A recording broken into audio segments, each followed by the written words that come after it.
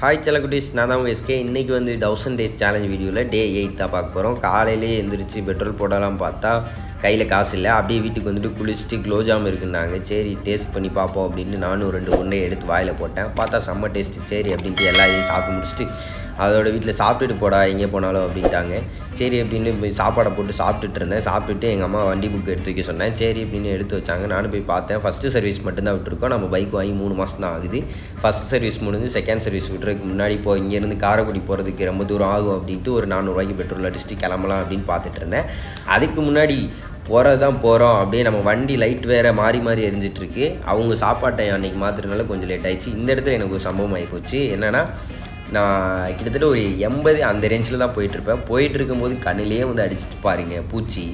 என்ன பூச்சினே தெரில, அது பூச்சியாக தட்டானானே தெரில. சரியான வலி, கண்ணே கலங்கிடுச்சு. லாஸ்ட்டாக அது லவ் ஃபெயிலியருக்கு இப்போ தான் அழுக வச்சுட்டு. சரி ரைட்டு, இந்த இடத்துக்குள்ளே இறக்கி ஃபோட்டோ எடுக்கலான்னு பார்த்தேன். சரி பார்த்தா உள்ளே செட் ஆகலை. சரி இங்கேருந்தே லைட்டாக வீடியோ எடுத்துடலாம் அப்படின்னு சொல்லிட்டு நானும் எடுத்துகிட்டே போயிட்டு இருந்தேன். பரவாயில்ல, இங்கேருந்து நம்ம பார்க்குறதுக்கு ஆள் பயங்கரமாக தான் இருக்கா அப்படின்னு சொல்லிட்டு பார்த்துட்டு இருந்தேன். இந்த பெட்ரோல் பல்க் எதுக்கு காட்டுறேன்னா, இந்த பெட்ரோல் பல்கில் தான் நான் ஃபஸ்ட்டு பைக் வாங்கிட்டு இங்கே தான் வந்து ஃபஸ்ட்டு பெட்ரோல் அடித்ததே. அதனால தான் இந்த இது.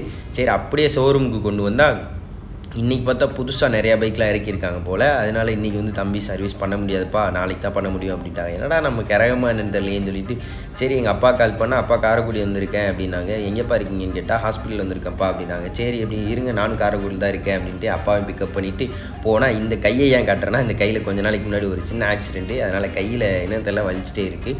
சரி அப்படின்ட்டு நானும் இந்த கடையில் வந்து செம்ம டேஸ்ட்டாக இருக்கும். காளையார் கோவிலில் போலீஸ் ஸ்டேஷன் முக்குக்கிட்ட தான் அந்த கடை இருக்குது. இந்த கடையில் நானும் என் ஃப்ரெண்டும் எப்போயுமே காலேஜ் முடிச்சுட்டு வரும்போது எப்போயுமே இதை டேஸ்ட் பார்த்துட்டு தான் நாங்கள் வீட்டுக்கே போவோம்.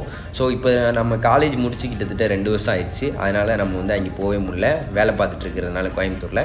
ஸோ அப்படின்ட்டு நானும் சரி வீட்டுக்கு வாங்கிட்டு போவோம் அப்படின்ட்டு வாங்கிட்டேன். இங்கே நம்ம இடத்துக்கு போய் பார்த்தா நாங்கள் ஊண்டி இருந்த கல்லை யாரோ உடச்சி போட்டாங்க போல். சரி அதையும் போய் பார்த்துட்டு, நம்ம என்ன தான் வெளியூரில் போய் 3 வருஷம் 4 வருஷம் இருந்தாலும், லைட்டாக கலராகி ஊருக்கு வந்தாலும் அந்த 3 நாள் தான், 3 நாளையில் நம்மளோட ஒரிஜினல் கலர் வந்துடுது. சரி அப்படின்ட்டு போயிட்டு இருக்கும்போதே எனக்கு பசிக்க ஆரம்பிச்சிச்சு. சரி ஒரு டீயை குடிப்போம், வீட்டுக்கு போய் பிரியாணி டேஸ்ட் பார்த்துருவோம் அப்படின்ட்டு நானும் பார்த்துட்டு இருந்தேன். இங்கே எனக்கு ஒரு சம்பவம் பண்ணிட்டாங்க. நான் பேக் வாங்கி 1 மாதம் கூட ஆகலை. ட்ரிப்பு போகிறோன்னு கூட்டிகிட்டு போயிட்டு என் பேக்கை எடுத்து கொண்டு வந்துட்டாங்க. சரி இந்த ஃபோனை எதுக்கு காட்டுறேன்னா, இதான் நான் ஃபஸ்ட்டு வாங்கின ஃபோனு.